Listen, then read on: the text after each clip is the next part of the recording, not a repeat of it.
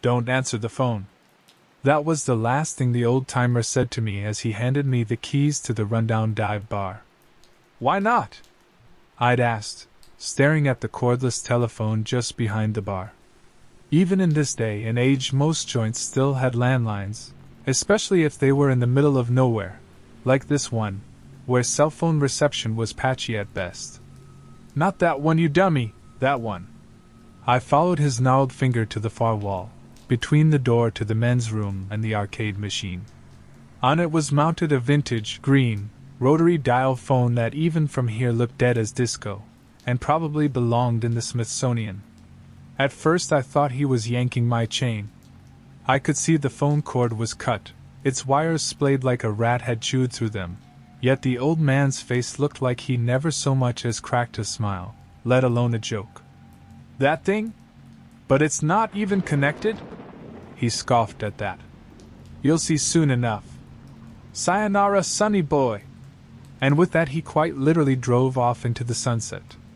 Looking back now, I wished I could have joined him. He was right, of course. Barely 2 days into me owning the joint, that dead-ass phone rang. It was midday, and we hadn't even got the place up and running yet. Crates of alcohol lay behind the bar ready to restock the shelves. The stools and tables were all shunted to one side so we could give the place a deep clean, and I'd only just managed to hire a bartender and a part-time chef. The chef hadn't managed to arrange last-minute childcare, so their 6-year-old daughter had come along to help out, which seemed to involve testing out the old jukebox and munching on an ice pop. I didn't mind, as she wasn't getting in the way, and looked as cute as a button, pigtails swinging as she danced along to the beat. However, I missed the sound of the old rotary ringing over the jukebox when I popped out back to grab another box of fresh shaker pint glasses. The girl must have thought it was her chance to play house for real, as when I came back a few seconds later I saw her on the phone, her little head nodding intently as she listened to someone, or something, on the other end. Hey kid, I called out, meaning to ask her who it was. The girl ignored me, transfixed. I nudged the jukebox off with my elbow and set the box of glasses down beside it. Uh-huh, the girl continued on the phone, ice pop dribbling down her other hand. I walked over, not exactly in a rush to snatch the phone away from her, just mostly curious as to who was calling. I'd practically forgotten about the old man's warning in the busyness of the days since, but that'd soon change. As I reached her, she murmured, "I've got to go now." Only it sounded more like a question than someone trying to get off the phone. "Who's that?" I asked as she stretched up on her tiptoes to put the handset back in its cradle. "No one, mister." "Then who are you speaking to?" "Mr. No one." She giggled and skipped off towards the front door. "Hey, wait up! I've got to go now," she shouted back, sounding like she was still on the phone. "Your mom said to stay inside." She ignored me, opened the door to the bar, and slipped out into the blazing sunshine. I swore and darted over to the kitchen. I poked my head inside the door to tell the chef her daughter had just gone AWOL, when the unmistakable sound of screeching tires, brakes, and broken glass rang out. At the time we'd thought the driver of the car must have lost control and accidentally hit the poor girl. After all, how else would she end up through their windscreen? It wasn't until the police released a statement, and I remembered we'd found the car stopped firmly in its lane, tires still smoking, when it was revealed the girl had skipped right out onto the road, and into the oncoming vehicle. Miraculously, the girl survived but ended up in a coma, and still is for all I know. The chef understandably left after that, and I had to hire a new one. A freak accident, the local press had called it. Of course, I had no way of knowing for sure if whoever the girl had spoken to on the other end of the phone had told her to go play with the traffic. But it seemed like a mighty big coincidence that as soon as she'd hung up, she'd lost all interest in her ice pop and the jukebox, and had decided to skip out into the road instead. After that, I taped up the old phone and slapped an out-of-order sign on it. At the time I thought that'd be enough, and for a while it was. A month later, some asshole had blocked up the men's toilet with enough blue roll to plug the Hudson, and I just managed to unblock it when I came out of the men's to find a grizzled biker with the old phone to their ear. Their beard was bushy and graying, and their tan skin as leathered as their getup. They looked like they'd spent half their life on their bike and had seen it all, yet whatever they were hearing on the other end of the line had sent their face as white as the toilet I just unblocked. "Hey, can't you read?" I said, pointing to my makeshift sign. "It's out of order." It seemed to take a moment for them to notice me standing there, still wearing the bright yellow rubber gloves. "No, it ain't, it just rang." "Then hang up," I said, getting worried now. "No, it's my ma." For all I knew, I could have been the biker's mother on the other end. But after what had happened to that little girl, I wasn't taking any chances. If he wanted to call his ma, he could do it on the payphone down the road. I made a move to press down on the receiver and end the call, but the biker snatched my hand back, eyes like fire. "Ah, okay," I hissed, the fight falling out of me as I felt him threaten to break my fingers. "Let me go, damn it!" Eventually, his grip slackened and his eyes became spaced out again as he focused on the voice on the other end of the line. I stepped back, massaging the feeling back into my fingers, but didn't walk away. The voice on the other end didn't sound like a woman's. Sure, I was hearing it secondhand through the beard of some hairy-ass biker and couldn't make out any actual words, but it sounded deep and distorted. I paced nearby, anxious for the biker's safety and for the call to end. The bartender flashed me curious glances between serving drinks, probably because they were the only other person sober enough to sense the standoff between me and the biker. Eventually, the biker hung up and didn't even spare me a glance as he staggered straight for the door, not even bothering to finish his beer. Fearing a repeat of last time, I followed him outside. "Hey, mister! Would you like me to call you a cab?" I called after him as he made a beeline towards his bike. He ignored me and I ran over, placing a hand on his shoulder. "Sir, you're not safe to drive," I said, hoping he wasn't about to crush my hand again. Instead, he shrugged me off and spat. "I ain't been drinking." I saw the sudden sharpness in his eyes, remembered the full glass he'd left behind and realized he wasn't staggering because he was drunk, but because of whatever he'd just heard on that phone line. "Where are you going?" I asked as he gunned the motorbike. "To see my ma," he grunted, before taking off in a flurry of road dust. I watched him drive off into the night, half expecting to see his taillight suddenly veer off into the ditch, or get T-boned by an oncoming semi, but he was fine. Eventually he disappeared from view and I went back inside, wondering if whatever curse that old rotary had cast over the joint had ended with that poor girl. It wasn't until the following afternoon when the biker's wife dropped in and asked if I'd seen him today, that I realized how naive I'd been. Apparently, the biker had made it home last night but had set off for the cemetery first thing, only stopping for flowers from the gas station. "Cemetery?" I asked. "When I'd seen him drive off last night, he said he was going to see his mother?" "Well, yeah, she passed last year and was buried just down the road from here." "En route redacted?" "Yeah, but I visited the cemetery and every joint between here and our trailer and I can't find him. You were my last stop, and if he ain't here then..." She started to tear up, and I tried my best to reassure her husband had probably just gone for a long drive to clear his head. I just poured her a drink on the house when the old rotary rang again. We were the only two people in the bar at the time. "Are you gonna get that?" she asked after the fourth ring. I threw her a smile which felt more like a grimace. "Whoever they are, they'll call back." "What if it's my husband?" she said, getting to her feet. I clamped a hand over hers on the bar, holding it in place. "Ma'am, that's a private line. If your husband was calling, it'd come through to this phone instead," I said, picking up the cordless behind me and offering it to her. "Now, would you like to give him another call?" The old rotary abruptly cut off mid-ring, but she didn't seem to notice. She bobbed her head once, and tried her husband on the cordless. He didn't pick up. I imagine she tried many more times that evening after she finished her drink and eventually left, disappearing into the crowd of regulars. Next time I saw her was in the local paper, pleading for people to come forward with any info on her husband that had somehow vanished in broad daylight riding a two-track road. No one had any answers for her, just as how no one could explain how the guy had spent the better part of 20 minutes apparently on the phone to his dead ma.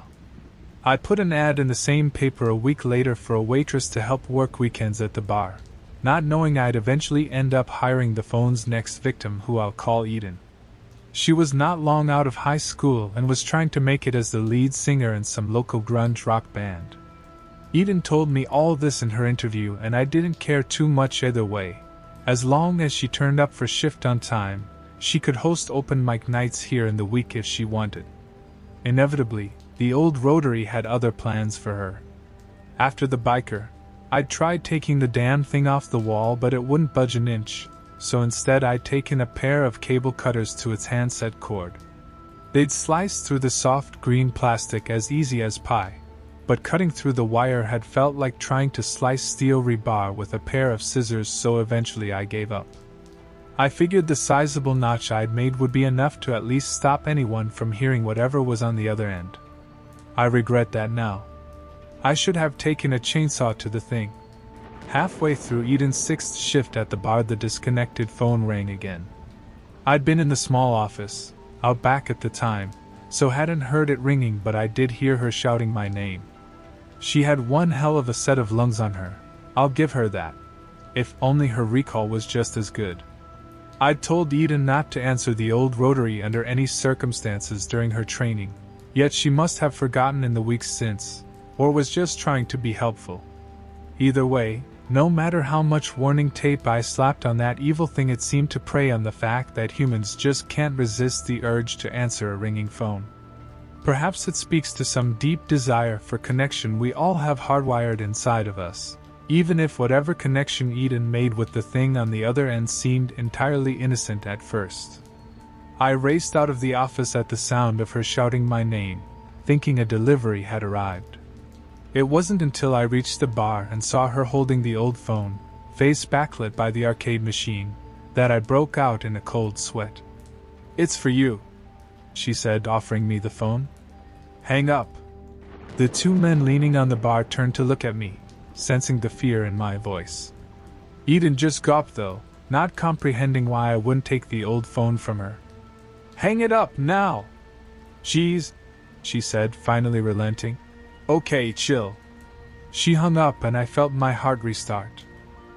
"My office, now," I said, sensing I'd already caused too much of a scene.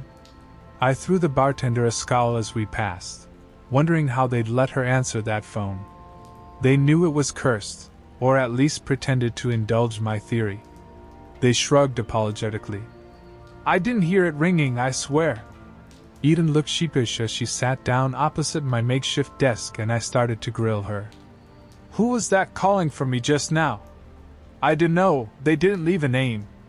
"Okay, but what did they sound like? A man or a woman?" "Neither. Their voice was all mushy." "You mean distorted?" "No, like if you take a vinyl record and slow it down on the deck." "So deep and slow?" "Kind of." "And what did they say exactly?" "They asked if the owner was there." "I said yes, and they asked if they could speak with you." "Did you hear anything in the background?" "I dunno, a cracking sound, like a bonfire." I swallowed a lump in my throat, feeling like a target had been painted on my back. Who was the thing that kept calling, and what did they want with me? "I don't feel so great. Is it okay if I take the rest of the night off?" Eden asked, breaking my trance. "Sure. You going to be okay driving home? It's raining cats and dogs out there." "Yeah, I only live 5 minutes away." "Okay, text me when you get there." Predictably, half an hour passed and she didn't text. But she looked to be online, which was the next best thing. So, I figured Eden had just gotten sucked into the wormhole of social media, but was home safe and sound, no harm done. I made a mental note to call her in the morning in case she felt a sudden need to start writing route redacted and vanish off the face of the earth, like the biker had. But until then, I had a bar to close and a demonic phone to tend to. Last call came and went, and I ushered the lingering drunks out of my bar, and waved the bartender off. Just as I was about to lock the front door, the old rotary rang, making me jump. I turned to face the damn thing, feeling like it had been waiting to be alone with me this whole shift. "Oh hell no," I muttered, stomping over to it. I snatched the handset off the cradle, and treated it like a snake as I kept it as far away from my head as possible and slammed it back down on the receiver, ending the call. I left it hanging off the hook, hoping that was the end of it. I was about to start cleaning up when my ears picked up a low whisper. I frowned at the toilets, thinking I'd forgotten someone was still in there. But no, there was no bar of light seeping under the door. It took me a solid second to realize the low, static hiss was coming from the dangling handset instead. The line was cut and I'd ended whatever phantom call had came through, yet the evil thing was still trying to talk to me. "Screw this," I said, darting over to the jukebox, hoping to drown out the phantom caller. I just started to punch in the code to my favorite jam, when I heard the front door to the bar open and looked up to see Eden saunter in. She was soaked head to foot, pink hair hanging in lank strings across her face. "Hey, you forget something?" I asked, wondering what the hell she was doing back here after I'd sent her home hours ago. She stood there, dripping, staring at the far wall as I walked over to her. She smelled awful. "Are you okay?" It was at that moment the old rotary rang again. My heart skipped a beat, and I glanced back to see the phone still hanging where I'd left it. It was impossible. It was literally off the freaking hook. "It's for you," Eden said eerily. I turned to face her, but her eyes were still fixed on the phone. "I'm not answering that thing," I said. Something clicked in her hand, punctuating the gaps between the dead phone's rings. I glanced down to see her lighter, and realized what she smelt off. She wasn't drenched in rain, but gasoline. "Whoa," I said, backing up. She pointed a dripping finger to the phone. It was still ringing, demanding my attention. Okay. I edged towards the phone, wondering if there was a way I could maybe lock myself in the toilet and escape through the window. But that'd mean leaving her here, possessed by whatever was on the other end of that phone. I couldn't do that to Eden. I had a responsibility to her. Feeling scared beyond belief, I took a deep breath to calm myself, picked up the ringing phone and slowly raised it to my ear. "Hello?" I whispered, praying it was a dead line. It wasn't. I heard a faint crackling in the background, like a roaring fire. "Hello?" a voice replied. At first, I thought it was an echo. "Hello?" I repeated, eyes darting back to Eden. She hadn't moved an inch. "Hello?" the thing said, sounding like it was melting now. "Who's this? Where are you? Hell! Hell! Hell! OHHHHHHH!" A crowd of voices screamed in my ear, threatening to deafen me. Terrified and feeling like my head was about to explode, I let the phone drop like a hot coal. The handset swung into the wall on the cord, but I could still make out the faint screams on the other end. "It's for you," Eden said again. My head whipped back to her just as she ignited the lighter in her hand. "No, wait!" I begged, but it was too late. She was drenched in the stuff and went up like a dry rag. "Holy shit!" I dove over to the bar and grabbed the fire extinguisher to start hosing her down, yet by the time I reached her the fire had spread, lighting a hellish trail all the way from her to the front door where she dripped in the gasoline. I sprayed her with the extinguisher, but I could already see her skin starting to melt. I didn't know what was eerier, the fact she was just standing there, or that the only screams in the bar were the ones coming from that freaking phone.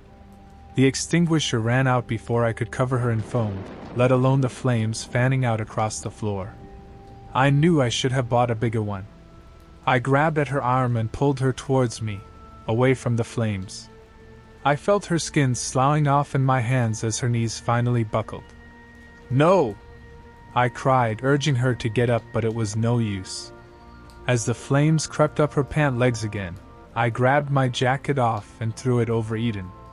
The smoke stung my eyes as I tried desperately to smother the flames, but it was no use. My hands burned and I couldn't catch my breath. I felt for a pulse in the mess of melting flesh, but there was none. Eden was gone. Horrid laughter echoed from the dangling handset behind me as I dragged myself backwards. The flames raged stronger now, covering the space between me and the front door. I knew I had to get out before they reached the spirits behind the bar, and the whole place went up in a ball of flame. Feeling faint and like a coward for leaving Eden's body to burn, I slipped through the door to the men's room and staggered over to the window. It could slide up, but not enough to climb out through without breaking it. I shattered it with my elbow and slid out, gouging my sides on the broken shards and adding to my list of injuries. By the time I limped over to the payphone down the road, the dive bar was an inferno on the horizon. 911, what's your emergency? Fire, I croaked. There's been a fire. A crackling sound filled the air. I looked up, worried the flames had blown over to the next building, but they hadn't. It was coming from the other end of the line. I know, did you like it? It's for you. Eden? Why did you leave me? It's so cold down here. I hung up and wept. Someone else must have called the fire department because they arrived half an hour later to put out the flames. I escaped with second-degree burns to my hands and arms, but Eden died that night, all because some cursed phone had turned her into an arsonist. I've been advised I should be able to claim insurance and have the place back up and running within the year. But I don't think I want to. One person is dead, one is missing, presumed dead, and a child is in a coma, not to mention the countless other people that probably suffered before I took over the joint. I tried giving the old guy I bought it off a call, but his number's no longer recognized. He's gone off the grid and stitched me up real good. Maybe that's the only way to escape for real, to pass on the curse? I was going to mention the route name as a warning to whoever's reading this, but decided to redact it in the end, as some fool's bound to come looking for the phone for the wrong reasons. It's my cross to bear now, and it's been feeling so damn heavy ever since my bar burned down. I'm posting this from a cabin in the middle of nowhere. I can hear a phone ringing in the next room and it won't stop. I picked this cabin because it doesn't have a damn landline, and my cell's been switched off all week. But I know if I walk next door right now, I'll find that old green rotary ringing by the fireplace. I'm tired of running. Should I answer it again?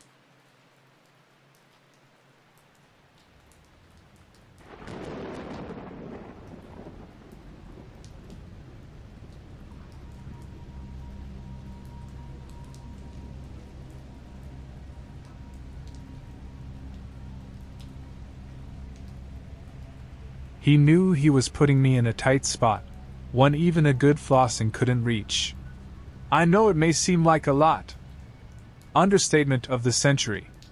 Listen, you're the only person who can, well, pretend I don't know what I'm doing. Exactly. The blatant audacity of the practice owner nearly killed me. As a newly graduated dentist, I was at the bottom of the totem pole at this practice, despite knowing more advances than these men who trained over 20 years ago. Plus he won't find you threatening because well, you know. I did know. Being a woman meant my colleagues already saw me as less competent, let alone less competition. He won't worry about you undercutting him. Because he will never think I could do as good of a job as him, right? You get it. Did he have to say it so smugly? Do you see me that way? I watched his face carefully. Let's discuss this another time. I have Mrs. Carroll waiting for her filling. His non-answer was answer enough. I sighed and left his office. My task was fairly simple. In between patients, I would follow Dr. Henry around and document each procedure he did. According to Dr. Horner, The practice had received a few complaints from patients about the procedures they received. Given Dr. Henry's years of expertise, confronting him head-on may jeopardize revenue for the practice and taint his and Dr. Horner's relationship. So I, the sacrificial lamb, was to provide surveillance and potentially a scapegoat if this blew up in our faces. I sighed exasperated. The several hundreds of thousands of dollars of my loans loomed over my head. I needed this position. It was the only practice within a reasonable driving distance of my child's long-term care facility. Sometimes, as a parent, your hands are tied. The first day of observation was fairly routine. He had 2 root canals scheduled. They went without any hiccups. His hands moved with accurate muscle memory. I understood why Dr. Horner was afraid of insulting him. He was a very competent dentist. I went about finishing my own patients and left without concern. Day 2, I was confused. He had 3 more root canals scheduled. Last time I checked, Dr. Henry was not an endodontist. Maybe he was taking more Medicare patients these days. I peeked into his room. The Birkin bag sitting on the spare chair made me choke on my own spit. Definitely not a Medicare patient. I coughed violently. Dr. Henry suddenly stopped, and his eyes met mine. "Can I help you?" "Oh, yes. I'm the recent grad, Dr. Kinsey. Dr. Horner mentioned I could learn a lot from observing your technique." It had been a while since I had to fluff anyone's ego, and I wondered if my skills were still up to par. Dr. Henry didn't seem to notice or care. "Nice to meet you, Dr. Kinsey." His voice was robotic and monotone. He resumed the procedure. I slipped away, kicking myself for being noticed so soon. I would have to be more careful in the future. Days 3 and 4 brought more, you guessed it, root canals. By the end of the week, my colleague had done more root canals than most dentists would do in a month. I finally understood Dr. Horner's concern. When the frequency of a procedure outpaces the incidence of disease, it is rare that the local population is just sicker than average. The more likely cause was far more damning: medical fraud. Not only was Dr. Henry the first person in the office to arrive each morning, he also stayed long after everyone left to finish up. It was 2 weeks into observing him that I decided to stay a little longer at the office. Little did I know at the time that I was going down a rabbit hole I would soon regret. I casually slipped into the break room as I watched him slink down the hallway. His pace was fairly even, as though he was counting his steps, methodically. He stopped right in front of the wet utility, where all the biohazard waste from the day went. I quickly followed behind, ducking in a patient care room. As I peeked from the door, I heard a distinctive rustling sound as he pulled a bag from the biohazard room. My heart sank. I knew that sound. I had heard it before when working as a dental assistant before dental school. When I heard it then, it was the rustle from half a dozen teeth, the typical result of a month from a busy practice. The rustle I heard now seemed like 1,000, maybe 2,000, the result of consistent and diligent removal from every patient. Dr. Henry was harvesting teeth. My gasp betrayed me. Moving faster than someone his age, Dr. Henry's hand was around my wrist before my mind could comprehend that I had made a sound. "Who's there?" he asked, despite looking squarely at me. As I stared deeply into his eyes, I realized why he was counting his footsteps. The front of his corneas were bright white and hazy. He had cataracts. He couldn't see anything.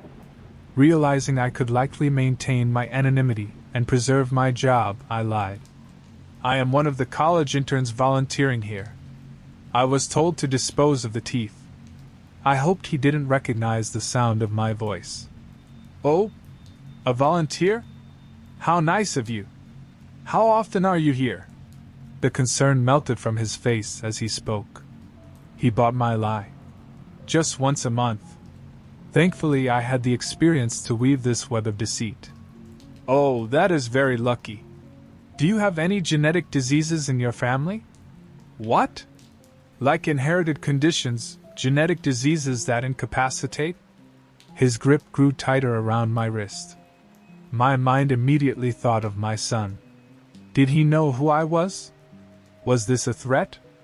No. I don't think so. I knew I had to protect my son at all costs. Relief on his face again. Good. Very good. Come here, I have something to show you. Trust is an interesting thing. It's more than just a bond between people in relationships or friendships. There are certain institutions and titles we naturally trust. Firefighters, doctors, dentists, we trust these people to care for us, to do the right thing. Because, after all, someone already vetted them, right? I think about how in this moment, had it been any other person, I would have fought or run away. But this was not only my colleague, but another dentist. Another person who had walked the same path as I, made the same choices I had. A person who, seemingly, dedicated their time to improving other people's lives. I saw them almost as an extension of myself. So I followed blindly. A physically blind man leading a socially blind person. A decision that would haunt me for the rest of my life. He led me into the patient care room and before I could resist, tightly pressed the nitrous oxide mask to my face. I could feel myself becoming drunk. What was I so worried about? I wondered as he helped me into the chair and strapped down my legs. He left the mask on while he left the room to grab his tools. I stared at the canister of nitrous oxide musing. Typical careless man, he accidentally put it at 100%. Too high. Doesn't he know it should be at least 70% or the patient could die? I quickly turned it down to below 50%, because I knew over 50% would be sedating. As the gas concentration normalized, I realized he was trying to kill me. Before I could leave, I heard his footsteps at the door. I held still and breathed very slowly. My only goal is to make it out of this alive. What does he want from me? Just a tooth. He can have a tooth. He set up his equipment as though he were doing a root canal. This is how he was getting away with it. He would pretend he had a root canal, would say the tooth was unsalvageable, and pull them instead. He didn't bother to put on the show and dance with me. I was an unwilling participant. It took all my willpower not to move when I realized he wasn't going to numb the area. I guess he figured since I was going to die from the nitrous oxide overdose, he didn't have to worry about pain control. You've had a baby. You can do this, I told myself. A stupid lie I've learned from society. Having experienced pain prior doesn't make pain less painful, it just means you can be silent about it. Typical role of women, to suffer in silence and have our needs go unmet. Unlike the men who can cry out in pain and get relief. I blinked back tears as he washed off my tooth, his prize, in the sink. It was over. I would soon be free, I thought. How wrong I was. I ended up having to retell myself the same lie. You've had a baby, you can do this. 32 more times. Once for each of my permanent adult teeth. I never thought I would be a toothless dentist. After he finished, he replaced the mask on my face and left unceremoniously. He neither cleaned up his tray nor disposed of what he thought was my dead body. He merely added my 32 to his bag of thousands and left. Once I heard his car pull from the parking lot, I quickly shut off the gas, my gums bleeding. I threw some quick clot in my mouth and ran to the reception desk and dialed 911. After my recovery in the hospital, I learned that Dr. Henry had not only left town but vanished altogether. Police are still searching for him and his bag of teeth, unceremoniously calling him the Tooth Fairy. I think he is something far more ominous. Maybe one of those gadgets I hear people talking about on this site. Dr. Horner paid for my sick leave and dentures in entirety. His demeanor towards me has completely changed. The guilt in his eyes shows up every time we interact.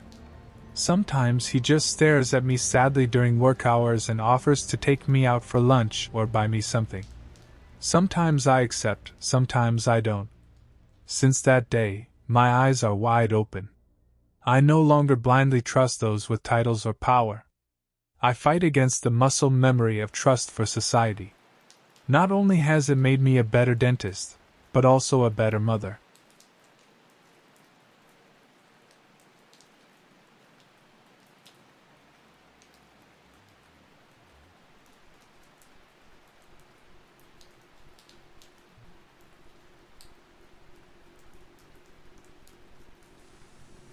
There's a fly buzzing around my head. It zigs and zags across my vision until it finally lands on my cheek and crawls its way up to my eye. Its pinprick legs float over my iris, but I can't feel them. I can't feel the grass I'm lying in either. I can hear the creek babbling next to me, but there's no moisture in the air. Have you heard of the rainbow? That's how I remember it starting. One day, Natalie came into the school library and slapped her hands down on the table I was sitting at, a pearl-white smile carving dimples into her cheeks. Have I heard of rainbows? She rolled her eyes. No, I mean the rainbow, Graham. Something about hearing my name on someone else's lips made me light up a little. It was a small reminder that I was still here, that there was at least one person who cared enough to remember me. I'm lost, I told her. She groaned. It's because you didn't grow up here. Every kid in town knows about the rainbow. Okay, so what is it? It's like an urban legend. Supposedly, there's a stream deep in the North Woods, and if you follow it up far enough, you'll find a waterfall. If you go there after a heavy rain, the most beautiful rainbow you could ever see will shine off the rocks. That's it. No. Her cheeks flushed pink, and her eyes fell to her feet. People say that if you walk under the rainbow's arch, something magical happens. Like what? People say different things. Some say it grants wishes. She swallowed. Some say it takes all your pain away. Her eyes flicked up to meet mine just briefly. I wish I had realized the truth of that look at the time. I thought she was worried she'd offended me, but that wasn't it. She was looking for my reaction, but not because she was worried about upsetting me. How do you even cross under a rainbow? I asked, trying to deflect. Isn't that impossible? I don't know. It's just a story. Why'd you tell it to me? Do you need me to spell it out to you, Mr. Mopey? She teased, and I appreciated it because that's what friends do to each other. They tease. It was good to still have at least one friend who would do that with me. At some point, I came to the realization that I was a bomb. One of those cartoon ones where a ropey fuse trails off of a shining black ball. A couple months ago, a spark lit the fuse, and I didn't even realize it. Most of my friends cleared out before the explosion. Natalie was the only one who stayed. We'd been friends by circumstance. Two people that preferred the silence of the library over the roar of the cafeteria during lunch. Eventually, we'd spent enough time in close proximity that we started talking. It started with asking each other about the books we were reading, and then we were venting to one another about the teachers we hated, and before long, we could talk about anything. But that didn't mean we talked about everything. I don't think people are ever fully honest with anyone. How easy is it to lie when someone asks you how you're doing? I'm fine is the easiest lie of all. It's what people want to hear, but no one's ever just fine.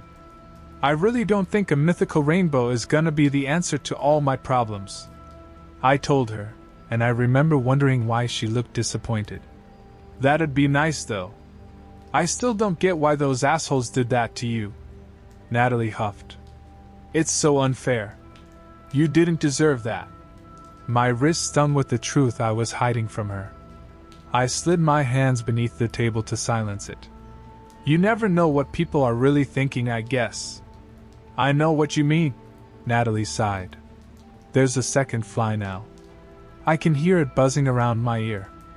It gets so loud at one point, I think it might have crawled inside and gotten itself stuck. I don't bother to dig it out. The sky is getting darker. Waves of gray sprawl beyond the edge of sight. I can smell the acrid scent of looming rain. I swallow my nerves, and there's a sensation like gravel running down my throat. There's a whisper of fear in the back of mind, telling me the rain won't come, that there's no going back. It'll come, I say aloud.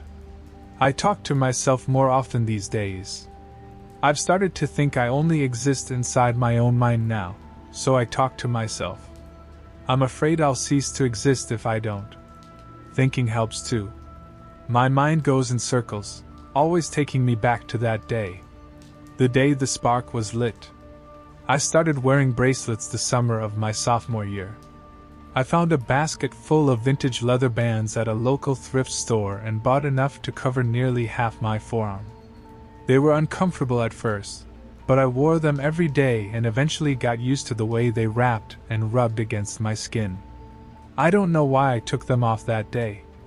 A year after I started wearing the bracelets, I took a trip to the beach with my old friends. I didn't want to ruin the leather in the water. I was with friends. I guess I thought it would be okay. It was the first time I let anyone see my scar. A single, ugly line running down my wrist. One that I'd given to myself. There was a strange atmosphere as we sat together at a picnic table in the park that evening, cooking frozen patties on a rusted charcoal grill. Everyone was looking at me with pity and confusion in their eyes. They asked questions, and I did my best to answer them. The hardest to answer was the simplest of all. Why? Because it's hard to quantify why, to explain how the loneliness builds into worthlessness, or how the apathy mounts into exhaustion until the weight is too crushing to lift anymore. People who don't feel those things all the time don't realize how heavy they can be, how tempting it can become to just let it all drop. It almost felt good to talk about it, like finally some of the weight had been lifted. Until I looked up and saw their eyes again after my story was finished. I didn't find worry there anymore, just discomfort. They were looking for a way out of this conversation, every one of them. And just like that, the spark was lit. They treated me differently after that. They kept more distance from me and were quieter when I was around. I wanted to think they were just trying to figure out how to approach me now. But they weren't keeping me at arm's length because they were worried I was fragile. No, to them, I was already broken. But I wasn't willing to believe it was over. Not until the rumors started. Did you know that Graham Dean has a scar the length of a football down his arm? My heart went ice cold in my chest. Those words were reverberating down the hall. My secret, the one I had fought so hard to keep, was out. The scar on my wrist stung as if it was laughing at me, mocking me for being naive enough to think I could keep it a secret. There was only one way the rumor could have started. My friends really did abandon me after they found out what I'd done to myself, and then one of them must have told someone why they did. Imagine you're in the woods in the middle of the night. You're standing in the center of a ring of trees, and beyond them, there's nothing but black. All of a sudden, something glints from the dark, two small orbs spaced just a few inches apart. It takes you a second to realize their eyes, looking straight at you, and just as you do, another pair shines out of the dark. More and more begin to appear until you're surrounded on all sides. That's what it was like at school that day. Everyone staring, whispering. I could feel every ounce of blood rushing through my veins, getting hotter. My whole body started trembling with some combination of rage and sorrow. And then all I could think was that I wanted to talk to Natalie. I knew it was the only thing that could make me feel better because it always did. I hadn't realized how much I'd come to rely on her for my own happiness. I suppose that made me pretty selfish. I rattled out a quick text, my fingers still uneasy with the emotions overwhelming me. You going to be in the library at lunch? I pressed send, then tacked on, kinda need to vent. I watched the delivered tag pop up beneath the messages and waited. Sometimes it took Natalie a while to text back, but I could always count on her to eventually. I clicked off my phone and shoved it in my pocket, trying not to count the seconds until I felt it vibrate. Hours passed, but a text never came. Then the bell was ringing for lunch. I went straight to the library, hoping to find Natalie there anyway. I waited for 10 minutes.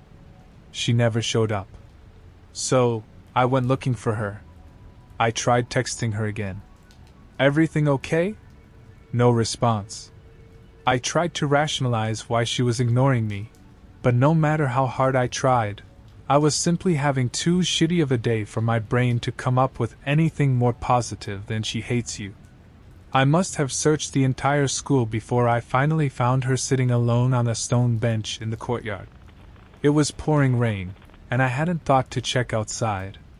The bench was nestled safely under a veranda, just close enough to the edge that Natalie could reach her hand out and feel the raindrops fall against her skin. "Natalie?" I said, my voice barely carrying over the rain. She looked up at me without saying a word. I stepped closer so we could hear each other better over the rain. "You kinda freaked me out," I half-joked. "You didn't reply to my texts." "Sorry," she smiled. Looking back at it now, that smile was so strained. I should have realized it then. "It's been a crazy morning. Tell me about it," I said. "I'm sure you heard the rumors going around." Her brow furrowed. "No." My wrist burned like it had caught fire. She didn't know. And yet part of me wanted her to. Now that everyone else knew, it didn't feel right to keep Natalie in the dark anymore. She was the only person that cared enough to stand by me when my friends all left. She was the only one that deserved the full truth. I reached deep inside, dragging the words out of me. "Do you think I could talk to you about something?" Her chin fell to her chest. She didn't even look at me when she said, "Can it wait? I really don't know if I have it in me right now." Her words were like a bolt of lightning hammering straight into my heart. My body stiffened. I didn't know what to say. It hadn't been easy to dredge up the confidence to tell her, and I was afraid if I shoved it back down now, I'd never be able to summon it again. "It's kind of important." Natalie rubbed her eyes with her fingertips. "Graham, I just can't right now, okay? I'm sorry. Did I do something?" She threw her arms out in frustration. "It's just too much for me right now. Why can't you understand that?" "Okay. Sorry. I understand." I slinked back inside, leaving her alone. My heart felt hollow, my mind empty except for one thought. No one wants you around. Not one person.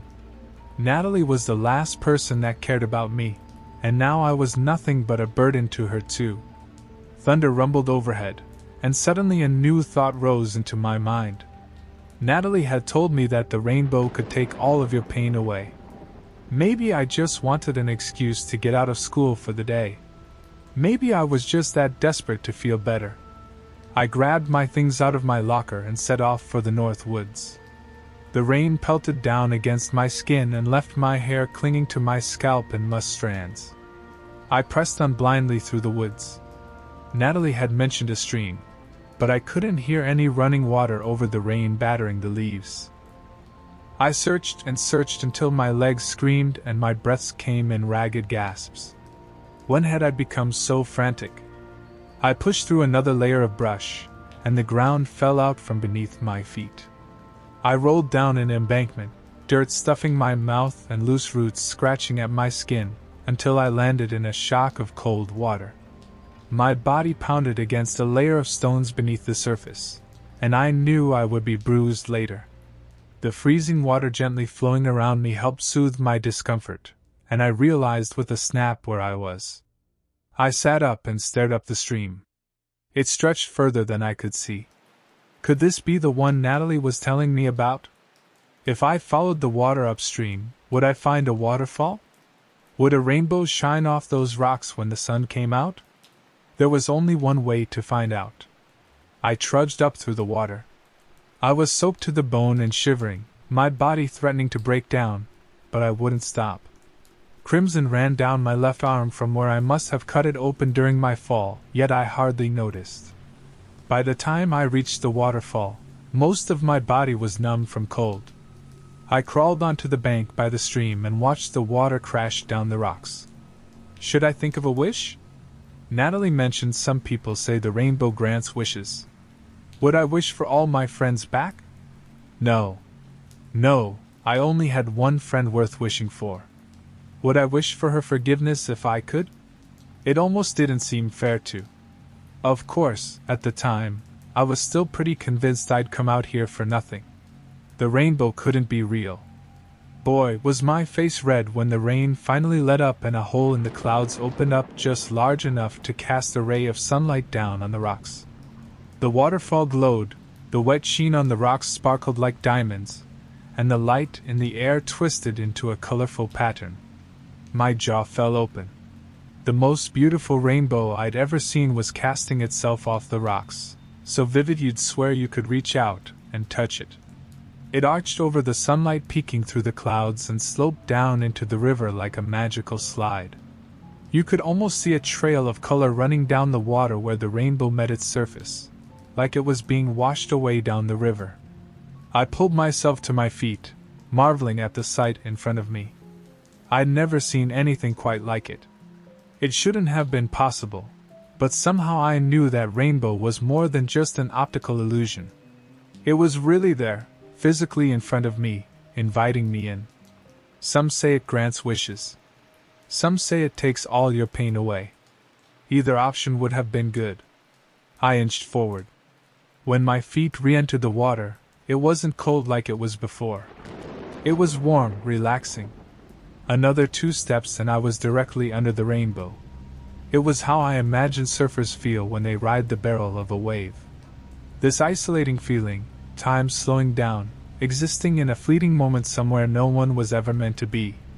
My mind finally went quiet about how impossible this was. After all, it was happening. Logic would just have to find a way to accept the rainbow for what it was. I continued forward, pushing through to the other side of the rainbow. There was an urge to stay under it forever, but I knew the rainbow wouldn't last. The clouds above were moving, and something inside me was afraid of what would happen to me if I didn't come out the other side before the rainbow vanished. Would I disappear with it? I fell onto the opposite river bank before I knew it. My entire body was radiating warmth. When I turned around, the sunlight had retreated back behind the clouds, and the rainbow was gone. I'm lying in that same spot on the riverbank now, though the feeling is completely different.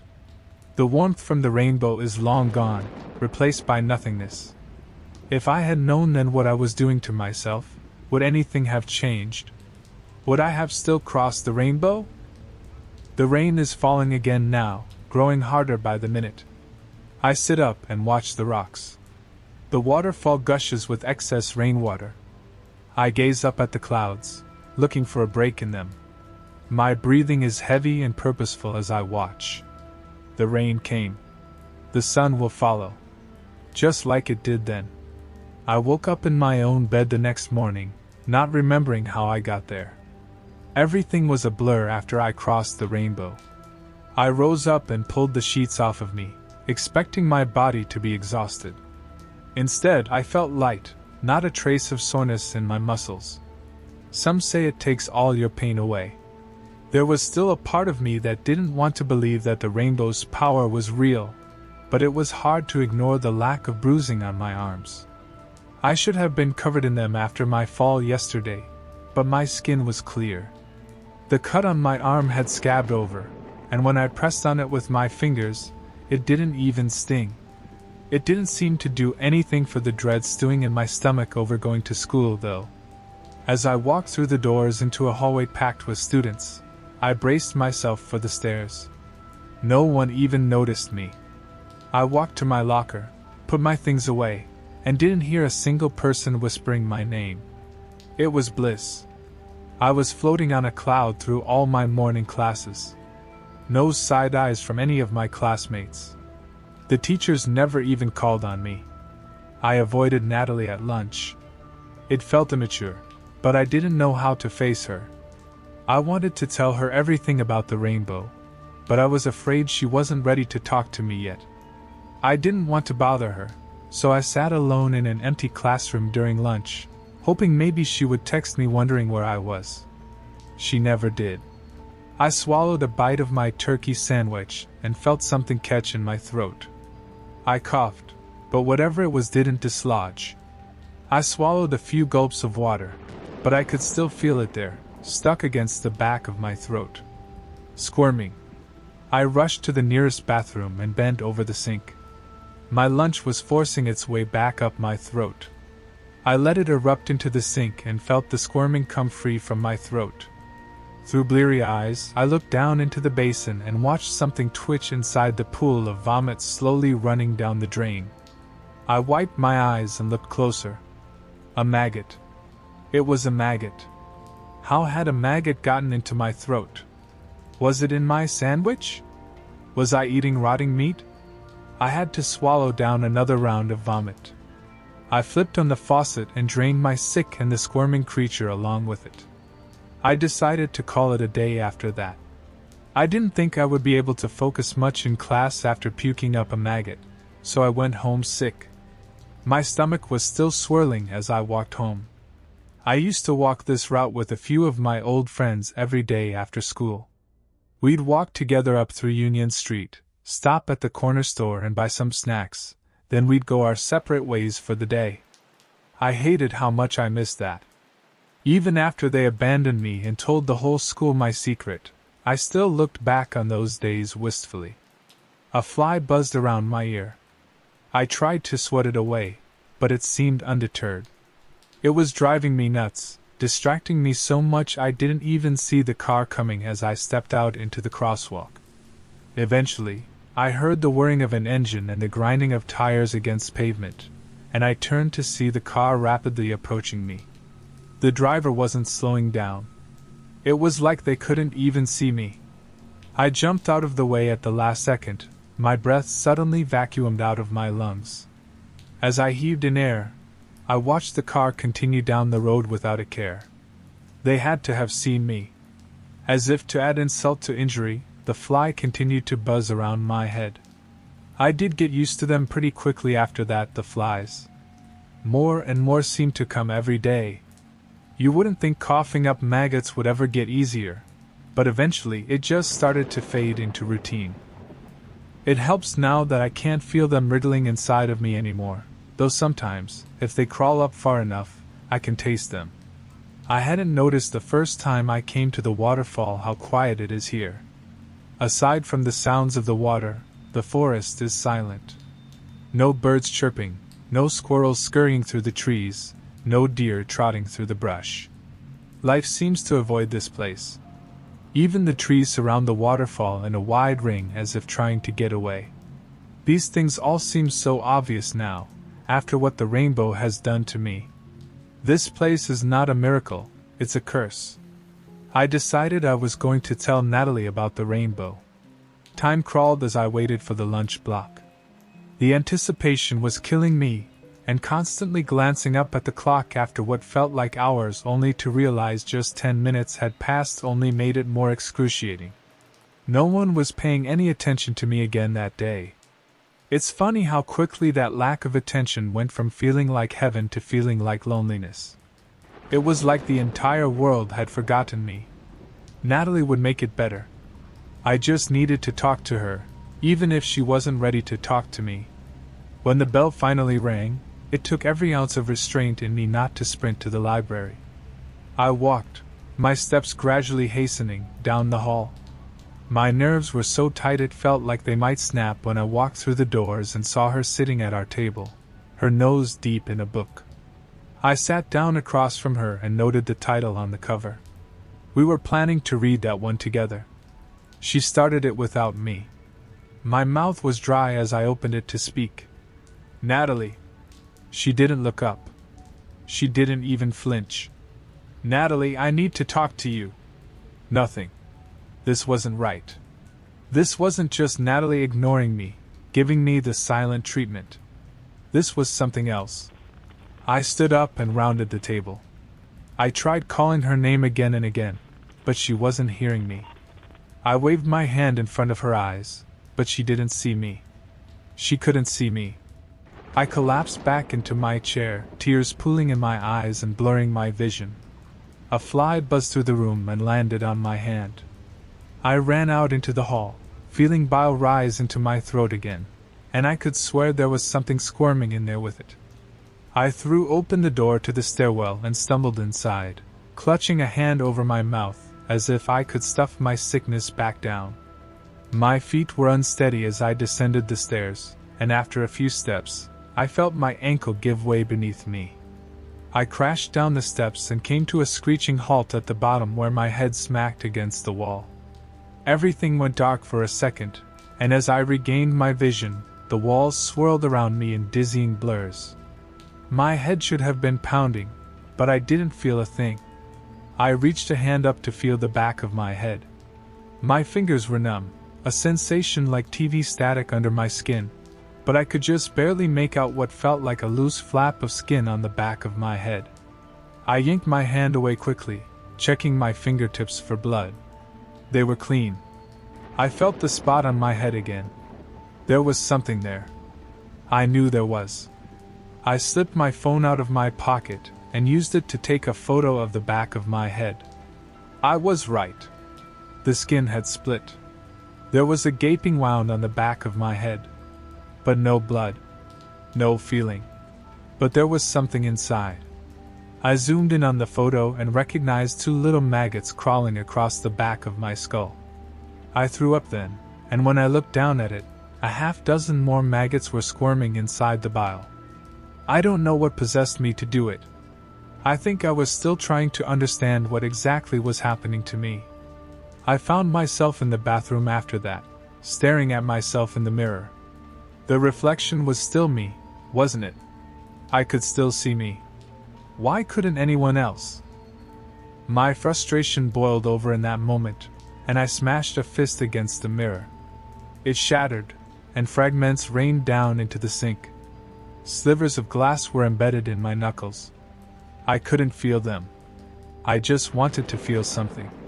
I took off my leather bracelets and looked at my scar. I'd felt so alone when I had given myself that scar. I hoped I would never have to feel that kind of loneliness again, and I tried so hard not to. But that loneliness has a way of creeping back in. A flash of light glimmered off one of the mirror shards in the sink. I picked it up and squeezed it tight. Then I plunged it into my scar and dragged it down my wrist. I didn't feel a thing. I knew what this was supposed to feel like, and yet I still felt nothing. I threw away the shard and gazed down at torn open flesh. There was so much blood last time. This time, there was none. I've got theories about what happened to me when I crossed the rainbow. The first is that I died. That one's pretty simple, though it doesn't explain why no one seems to remember me. It would also mean that I can't ever come back. The second theory is that I've crossed into some other plane of existence. Like the rainbow was some sort of gate, and now I'm stuck in the 4th dimension or something.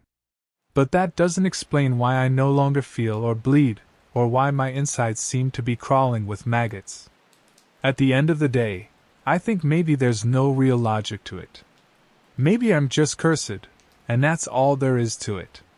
Or maybe it did grant me a wish, one from the far reaches of my mind, a wish I thought I'd left behind but had maybe started to creep its way back in.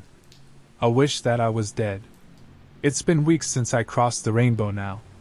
After that day with the mirror, I shut down for a while. I closed myself in my bedroom for days, trying to process what had happened to me. I didn't eat that entire time, yet I never felt hungry. My parents never came looking for me, like they'd forgotten me too. Eventually, I started to wonder what would happen if I crossed the rainbow again. Could I reverse what happened to me? Could things go back to normal? It was just my luck that we'd be in the middle of a drought. With no rain, the rainbow wouldn't form, and I would be stuck like this. I waited for days, swatting away flies and throwing up maggots. The cut I'd made on my arm didn't seem to be healing on its own, nor was the cut on my head, so I stitched them closed myself. It was pretty easy considering I couldn't feel the needle passing through my skin. Finally, the forecast called for rain. A thunderstorm just a few days away. I felt a spark of hope for the first time in weeks. I didn't know what would happen to me if I crossed the rainbow again, but I had to try. But before that, I wanted to see Natalie one last time. I'd been to see Natalie a few times since crossing the rainbow. Most times I just sat in the library with her while she read. Sometimes I tried talking to her. The conversations were one-sided, but in some ways it helped me feel less alone. And in others, the loneliness was crushing. When I went to see her that day, she wasn't alone. 2 girls rushed over and sat at the table with her while Natalie was trying to read. I'd never seen Natalie with either of them before, and it didn't take long for me to realize that they weren't friends. One of the girls plastered on a fake smile and said, "So, this is where you go during lunch? Don't you ever get bored sitting in here alone?" said the other girl with a needle-like voice. "Honestly, you couldn't pay me to read for fun." Natalie tried to ignore them, lifting her book closer to her face as if to hide behind it. "Oh, sorry. Are we bothering you?" said the girl with the ponytail. "We just want to talk."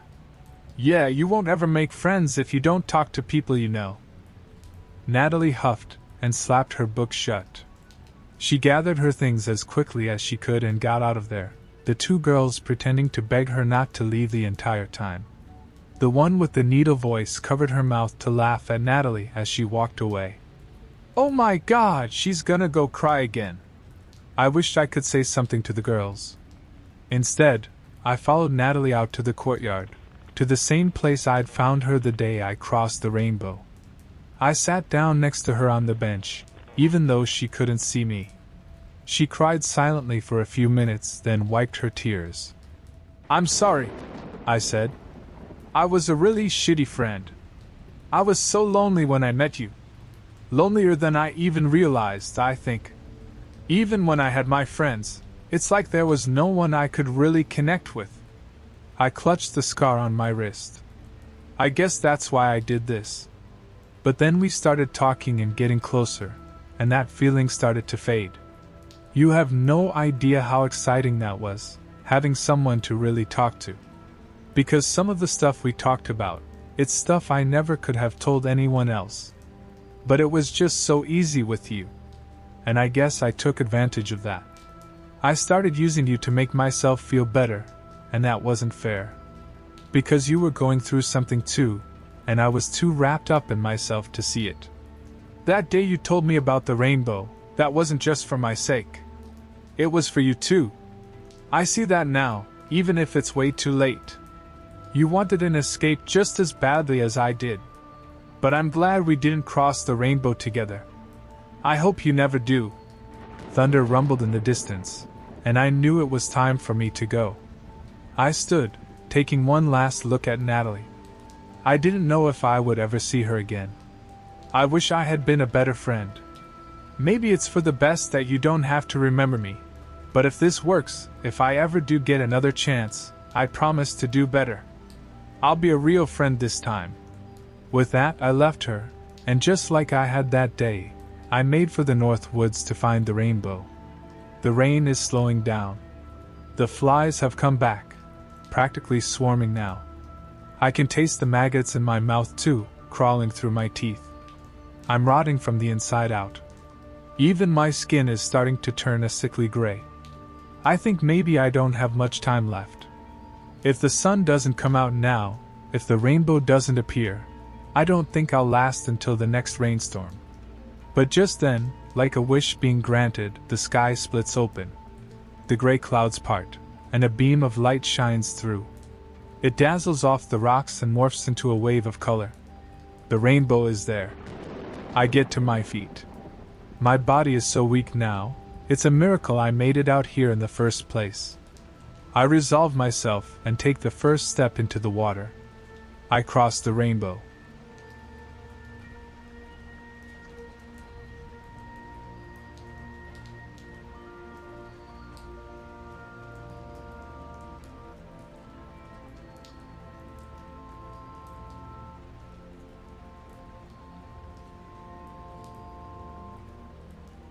I looked back at the clean walls and wondered why the last family had left this place in such a hurry.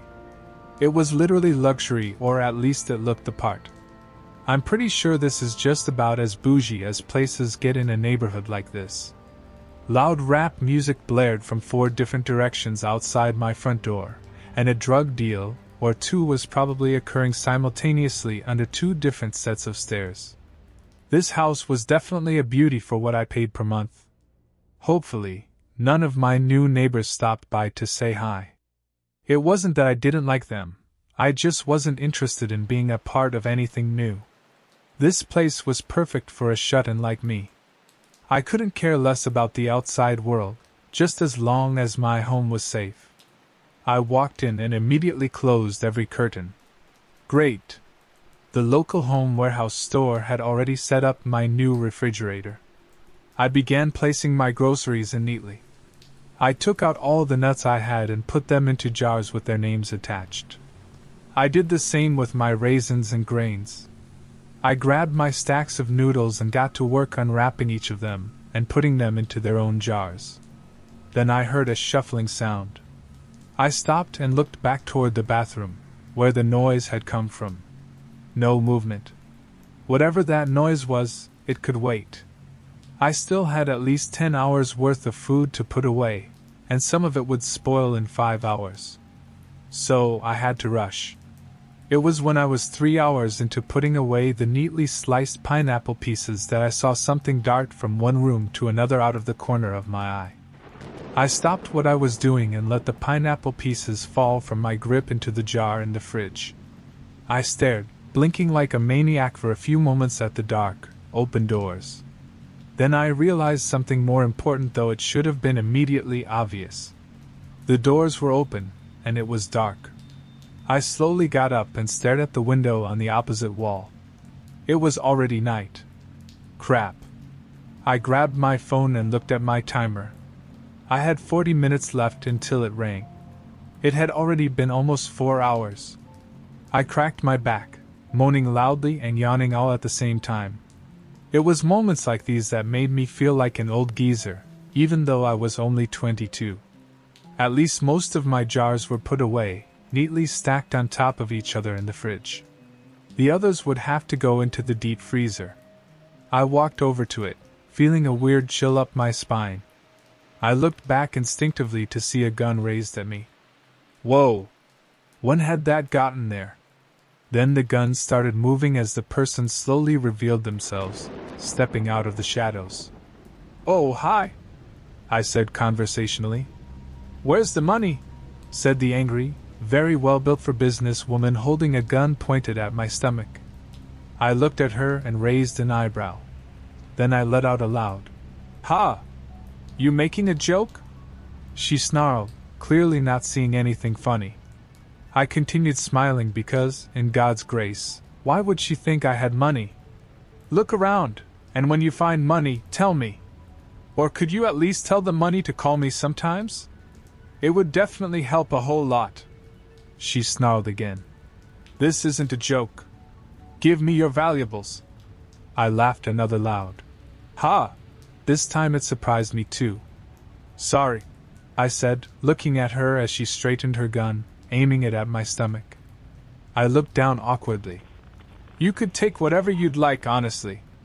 I wouldn't mind." She slowly lowered her weapon. "What's wrong with you? Most people literally pee their pants at the sight of a gun, yet you don't seem." Before she could finish robbing me, we both turned to the sound of a loud THWAP. Something had fallen, super loudly. "Wah, huh?" we both said. Now we looked back at each other, and then toward the bathroom, where the noise had come from. She pointed her gun that way. At least it wasn't at me anymore, and I let her lead the way. I followed behind, feeling like a weak, pathetic chicken.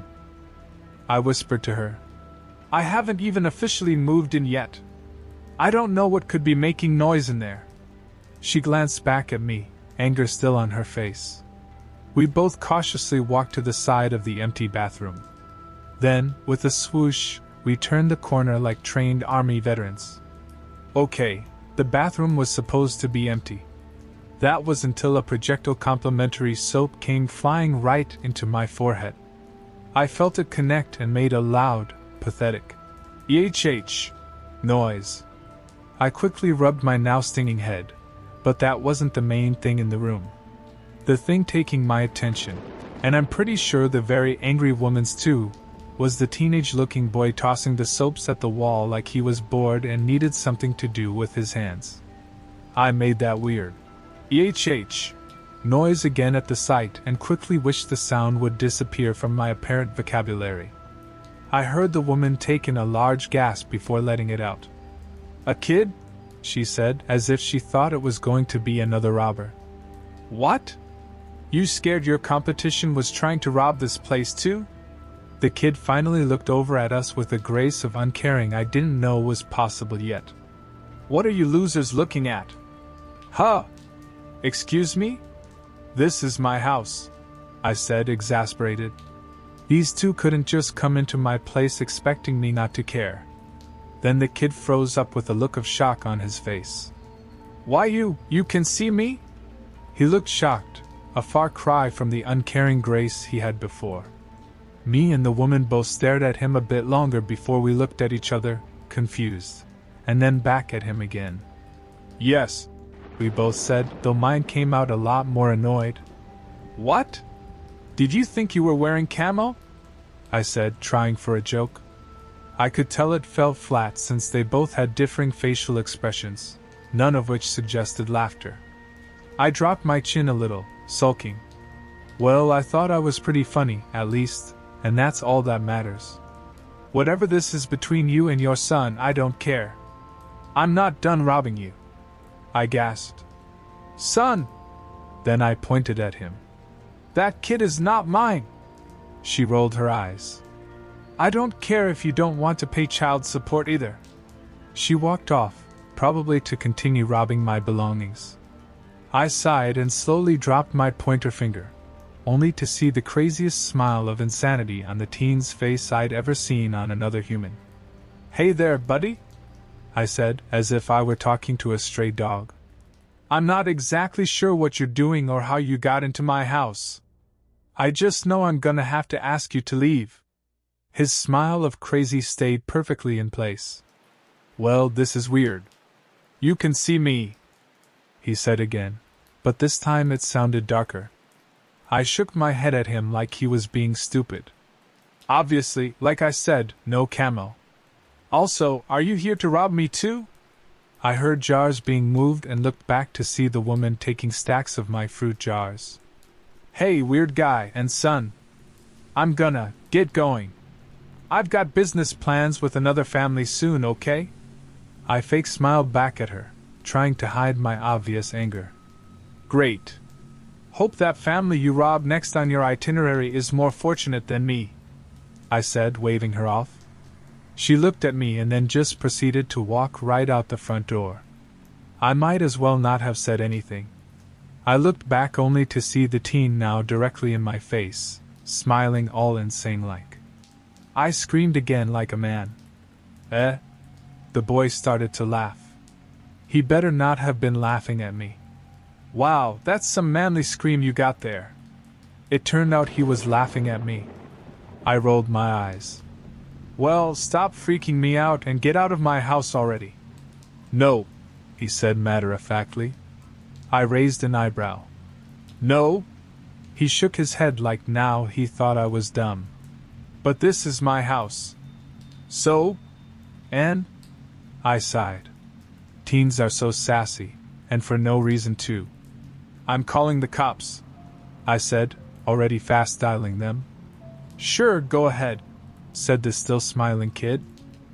"Hello, this is a 911 operator speaking?" "Yes, hello.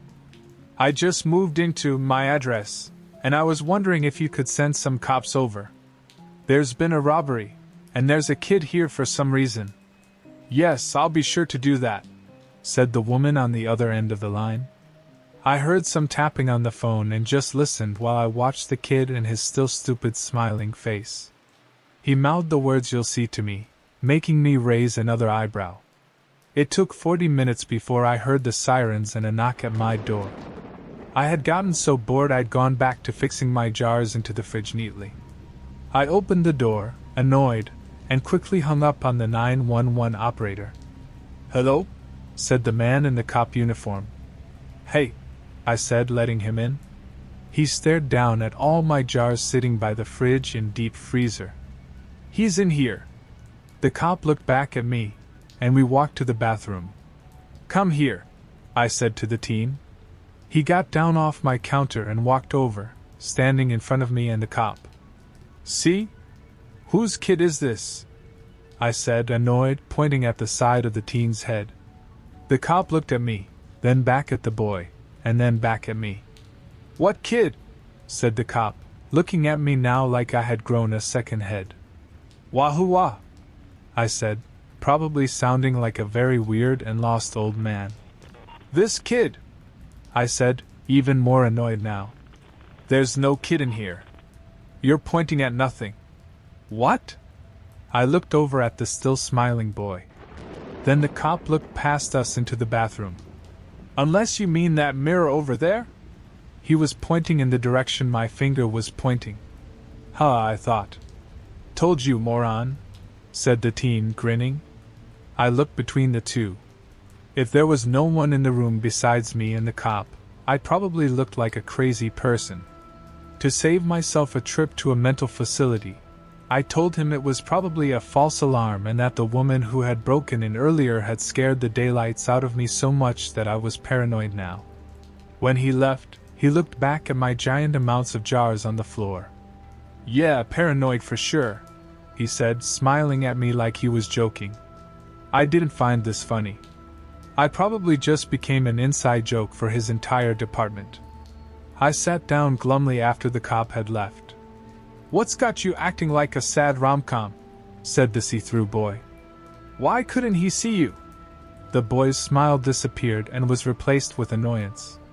"There's no way you're this stupid," said the kid. I looked at him with nothing but confusion, and then I saw a realization hit him. "Oh, you are," he said, beginning to laugh. Whoever's kid this was, he was very mean and insulting. I sulked some more. "I thought paranoid people like you were smart." "I'm a ghost." I felt my eyes grow wider. "Eh, what now? A ghost?" He laughed some more, clapping and slapping things, one of which included the chair. It went on for longer than was appropriate, so I knew he was just doing it to be mean. "Okay, I'm dead." "A ghost." "A boo." "How?" I said, looking back at him. He stopped laughing and frowned at the question. "Shut your face." I nodded. "I'm not paranoid, I'm just neat," I said, feeling slightly defensive. He looked over at the jars. "You don't say." "Well, I don't." "What?" he asked. I looked at him blankly. "I don't say." He rolled his eyes. Then I got the heebie-jeebies that I was supposed to get the first time around at seeing a ghost. I remembered his terrifying smile from earlier, and fear slowly crept in. This teen was a ghost. A spirit. Whatever else words you can use to describe it. A boo, as he called it. "Do I spook you?" "No," I said, defensive again, but now I wasn't really sure.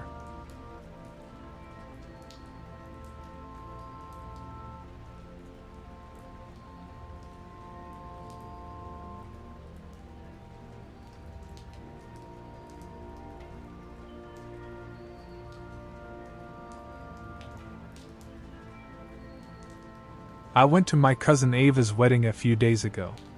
I'm still processing what's happened. I'll try to get everything out as best I can.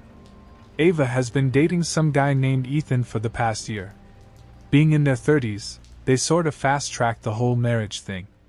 I'd never met the guy and I hadn't spoken to Ava in a few years, but what the hell, it was guaranteed to be a fun time. The groom walked down the aisle first. A tall, pale man in a dark suit. He stood at the front of the church and smiled. He smiled when Ava walked down the aisle. He smiled as they kissed, after being pronounced husband and wife. He smiled as they walked out of the church. It didn't strike me as weird until we got to the reception. When they entered, he was still grinning that wide grin, with his perfectly white, straight teeth. But up close it looked, I don't know, wrong somehow? He wasn't really engaging with guests.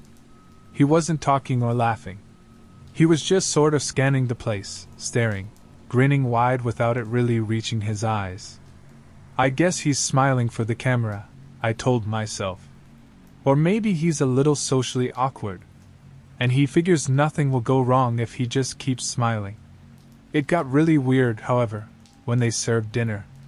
I watched him sitting at the sweetheart table with Ava, shoveling chicken piccata into his mouth as he still grinned.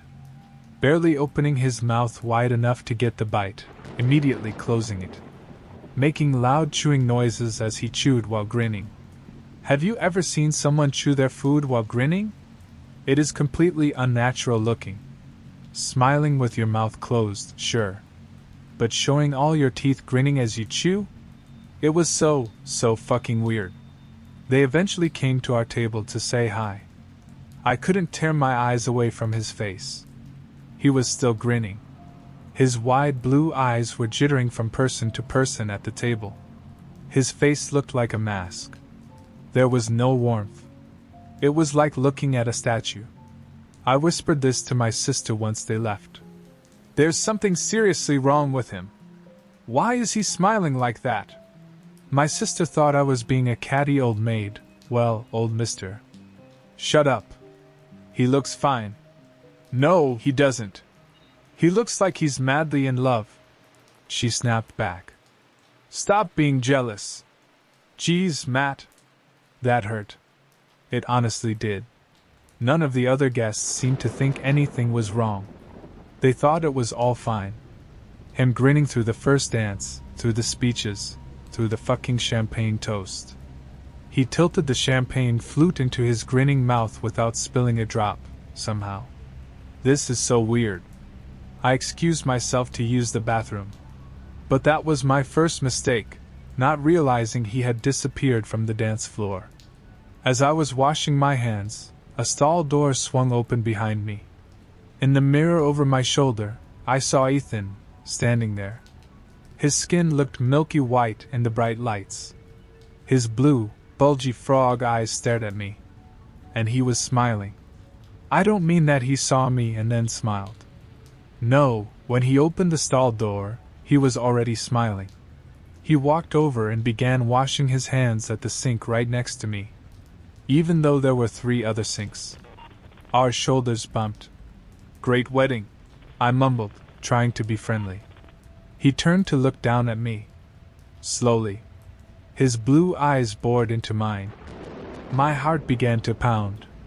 Music's great too, I said nervously, to fill the silence. He just stared at me. That's when I realized.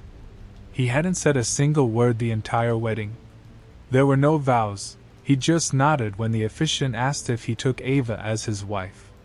He didn't thank the best man after the speech, and I hadn't even seen him talking to Ava at the sweetheart table. Just smiling and staring. I backed away. His eyes tracked me as I went. Just as I reached the bathroom door, he stretched up to his full height and stared down at me. He looked even taller than he had in the reception hall, somehow, under the fluorescent lights. Then he stopped smiling. As his face relaxed, his cheeks sagged. His forehead drooped. The skin of his face began to shift and slide. I froze as his face began to pull and separate from his skull. He grinned. And everything stretched back into place. I finally leapt into action and darted out the bathroom door. I went back to my sister and grabbed her arm. We have to get out of here, I breathed. Ethan, he's... Will you shut up already?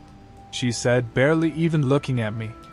And then Ethan sauntered in, long legs taking him smoothly across the dance floor. He slowed as he passed our table, on his way back to Ava. He reached out and squeezed my shoulder. It's been 3 days. The skin of my shoulder is pulsing with pain, like it's infected somehow. And I can't help but notice, every time I look in the mirror, my face looks a little sagger, a little looser, like it isn't quite attached the same way anymore.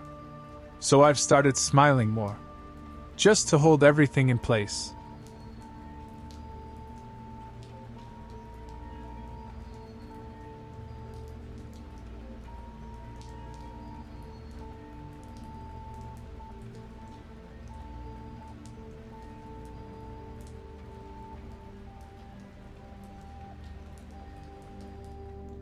My granddaughter recently shared a story about her experience in the wandering forest. I owed the truth to her and all of you. Before I begin, please remember, there's only one rule when you go to the wandering forest. Always tie a red ribbon around your wrist. It isn't there to protect you from the forest, but so the forest knows where you belong. I can't wait to get to the sworn-in. David's going to be there tonight. Have you seen how he was looking at me last time? I'm sure tonight he'll finally ask me to dance. Marie giggled. He'll have to, or Marie is bye-bye. And what about John? I don't know. He's handsome, but it's like talking to a wall. He barely says more than 2 words at a time. I'm sure there'll be a line of men waiting when they see you're done with John. Stop it, Marie! A line of men, a line of men. Marie began singing and dancing around. We were only a few feet from the edge of the wandering forest. Wait, Marie, do you have your ribbon? Yes, of course I do, Emma. Stop worrying so much. She lifted her sleeve and danced into the forest. The sun's rays were disappearing behind the barren trees. The fallen leaves crunched under our steps. I hate when the sun sets so early. Me too. The forest gets weird at night. Maybe one of the boys will let you sleep over. Marie winked at me. You know my mom would kill me. Who says you have to tell her? We began laughing. The darkness had fully set in by the time we arrived. The light from the inn was glaring far into the road. The sounds of the music carried even further. When we arrived, the fun was in full swing. People had pushed the tables away and begun dancing in front of the band. Drinks were spilling all over, and the inn regained its familiar smell of old beer and wetwood. We managed to squeeze through the crowd and place our drink orders. David was sitting at a nearby table, talking to a friend. When he saw us, he stared at Marie for a while, then chugged his drink and slowly got up. Oh my God, it's happening! Can you hold my coat and ribbon? I don't want to lose it. Marie's face lit up with excitement. She slipped the ribbon from her wrist and pressed it into my hand with her coat. But then David stood up and took his first 2 steps, stumbled, and had to grab onto a wall. Marie immediately looked back, her lips twisted in a frown, and let out a loud sigh. It's okay, he just needed some courage. She opened her mouth to say something, but by that time, David managed to stumble over. He tried to speak, but he only let out a few mumbles. His breath reeked of vodka and beer. Marie looked back, her frown larger than before. I tried to fake a smile and motioned towards him. What did you say, David? We can't hear you. I yelled at him. Marie, you want to dance? Yes, she would love to, I said, and pushed them both on the dance floor. Marie opened her mouth in surprise and shook her head. They started dancing together. I turned around and almost spilled my drink in surprise. John was standing next to me, no more than a few inches away. Jesus, John, I almost spilled my drink. Only almost. Yep. Music got louder. I was turning my glass around.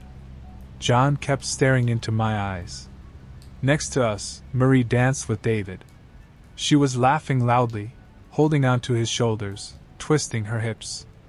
We walked over to an empty table. Only when the band stopped playing did Marie and David come to our table. Oh my God, this is so fun, Emma. I looked up at the clock. Marie! It's past 9. What? She looked up at the clock. Oh my God, my mom will kill me. We need to go. She grabbed her coat, and we stormed out. Marie started jogging a little. I was trying to keep up with her. It wasn't more than a few minutes since we entered the wandering forest when Marie stopped in her tracks. She turned. Her eyes were wide with terror. Emma, my ribbon. I left it at the inn.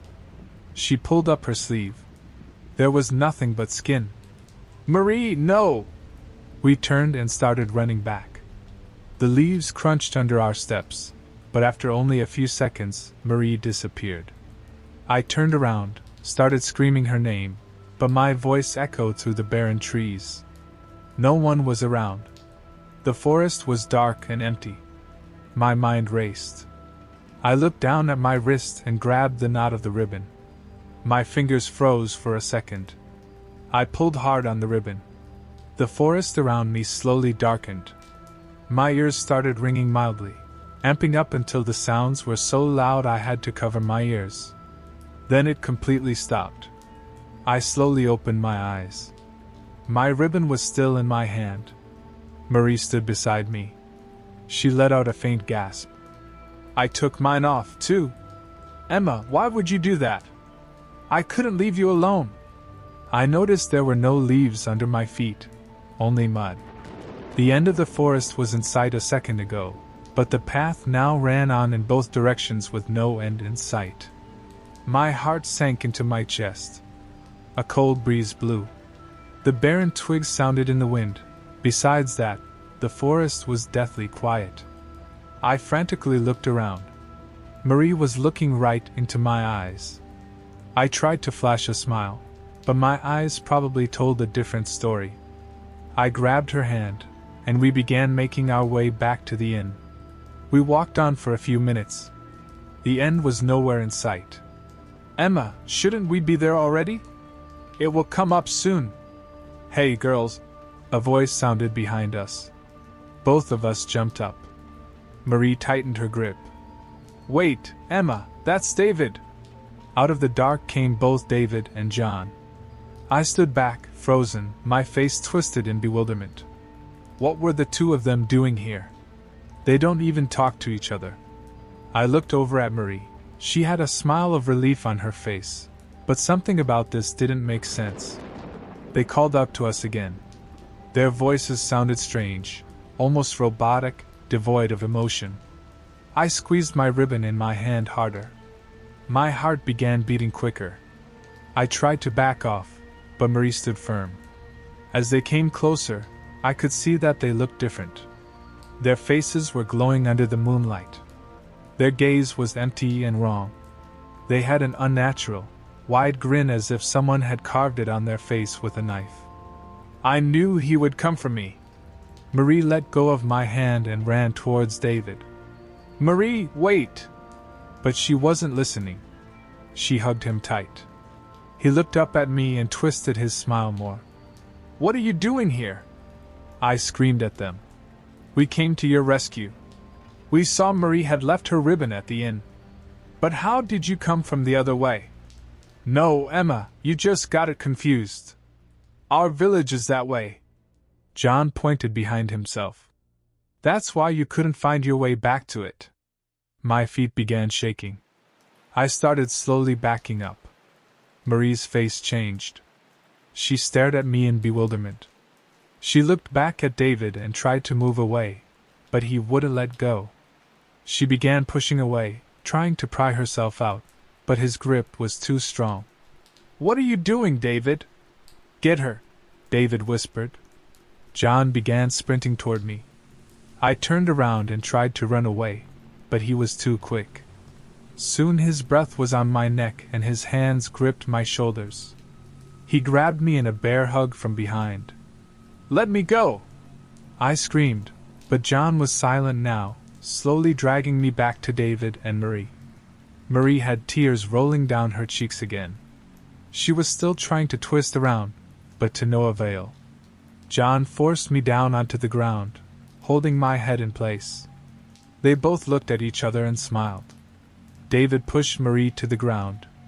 He looked me dead in the eyes and put his hands on Marie's neck. I couldn't take it anymore. I'm sorry, Marie! I took the ribbon and wrapped it around my wrist. I felt it tighten on its own. Closing my eyes, I prayed for this to stop. A wave of dread ran down my body. I was still there. Soon, Marie's body lay motionless on the ground. David looked our way and smiled. It's her turn now. John pushed me to the ground and mounted me too. I didn't even try to fight it. There was no reason to. His hands were cold and firm. Stars danced in front of my eyes. Then darkness. The ringing again. I slowly opened my eyes. The forest was bright, leaves were under my body, and birds were chirping. Quickly looking around, I was alone, no Marie, John, or David.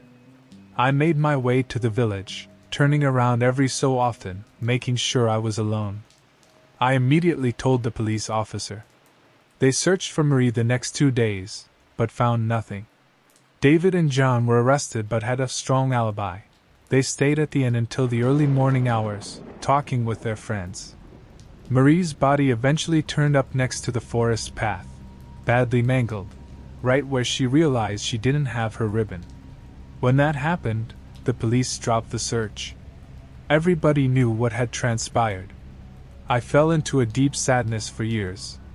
Marie's family hasn't talked to me since the incident. This is the first time I've told this story to anyone besides the police officer. I'm still devastated for not telling my granddaughter the truth. Maybe I could have saved her from the horrible things she experienced.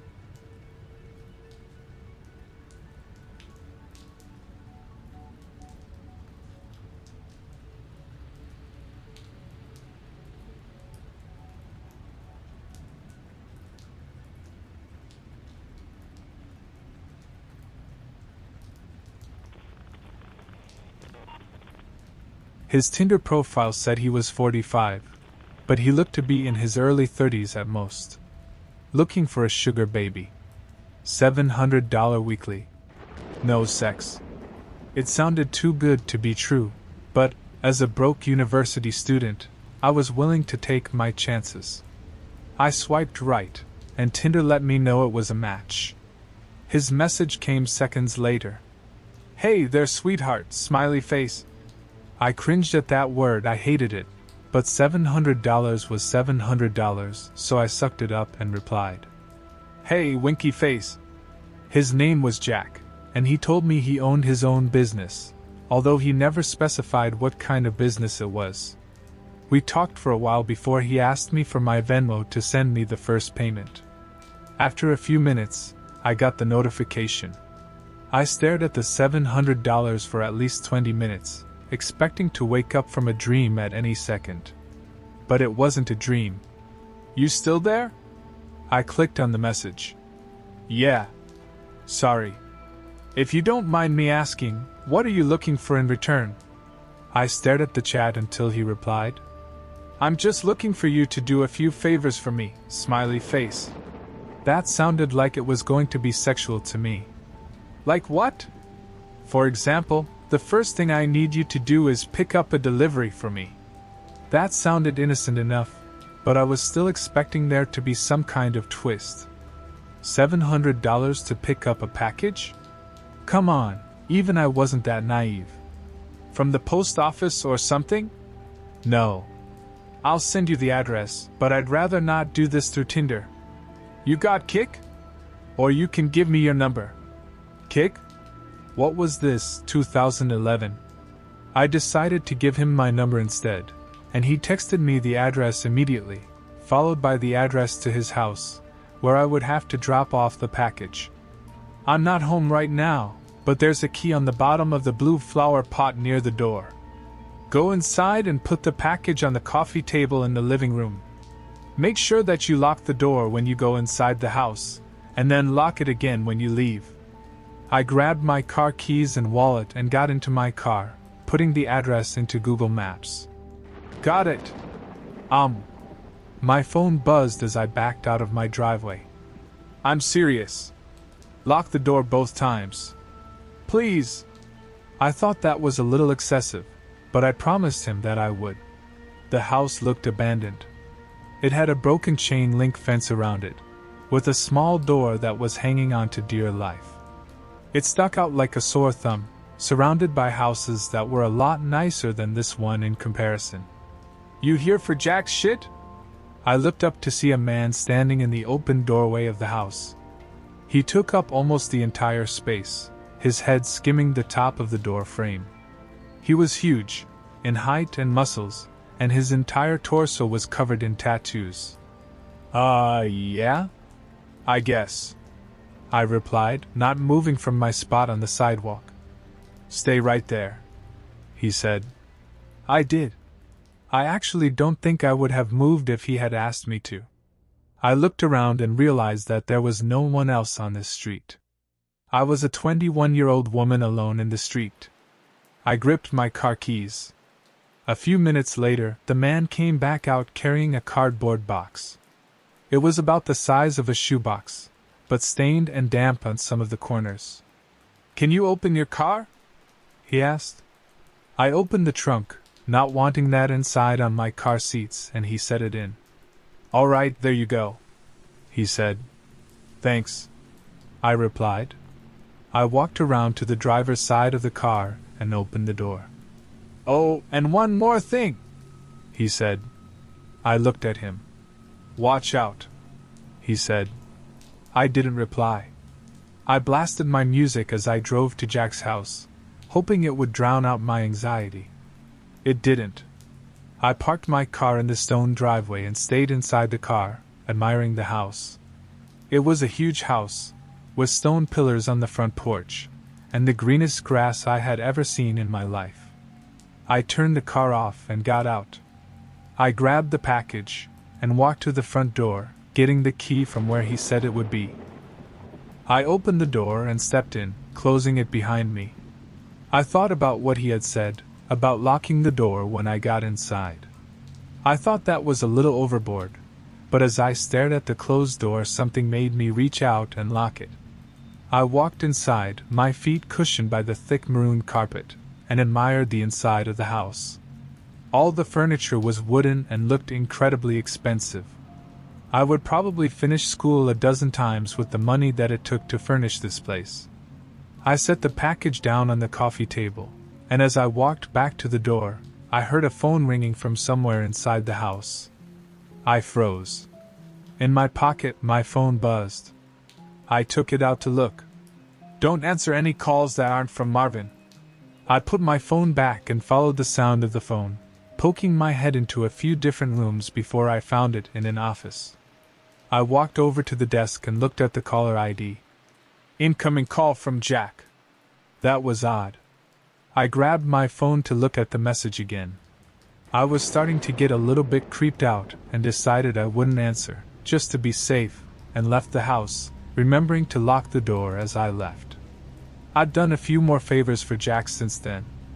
I drove a BMW to a random park in another city, only to get out and drive a different car back to Jack's house.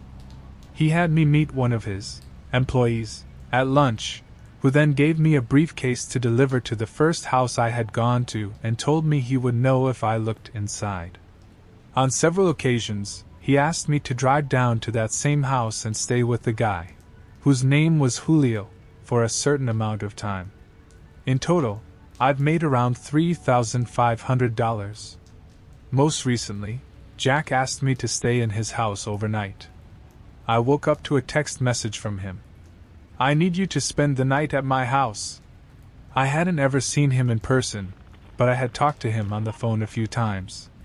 He proceeded to tell me he would pay me $1,000 to spend the night at his house, provided that I followed a few rules.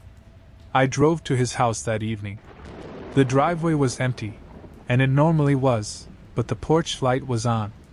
I walked up, unlocked the door, went inside and then locked it again. Everything in the house looked the same. Jack had told me over the phone that he would leave the list of rules on the dining room table.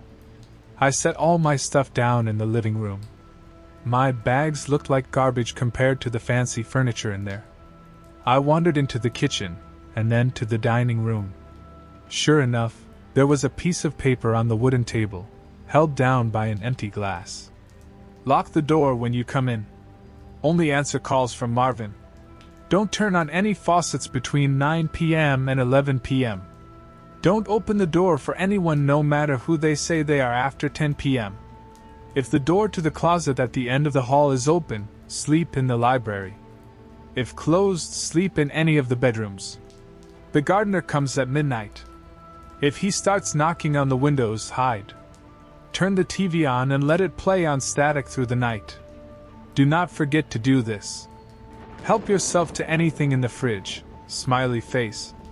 I'll pay you in the morning. Good night. I made sure to follow all the rules. To be honest, I was regretting my decision. But seeing as I was already here, and I was getting paid, I decided to stay anyway. I figured as long as I followed all the rules, I'd be perfectly fine.